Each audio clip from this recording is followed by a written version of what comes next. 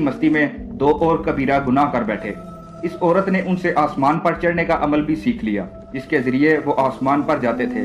جب عورت اس عمل کے ذریعے آسمان پر گئی تو اللہ کے حکم سے اسے ستارے کی شکل میں مسح کر دیا گیا۔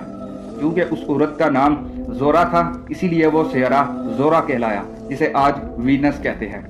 اس گناہ کی وجہ سے ہاروت اور ماروت وہ اسم اعظم بھی بھول گئے، جسے پڑھ کر وہ آسمان پر جاتے تھے، اور بطور سزا انہیں بابل کے ایک کنویں میں الٹا لٹکا دیا گیا، جہاں وہ تا قیامت یوں ہی قید رہیں گے۔ یہ ایک اسرائیلی روایت ہے، جسے امام ابن کثیر نے اور فخر الدین رازی جیسے مفسرین نے افسانہ اور من گھڑت کہانی قرار دے کر سختی سے رد کر دیا، لیکن وہیں امام سیوطی جیسے علماء نے اس روایت کو مستند مانتے ہیں۔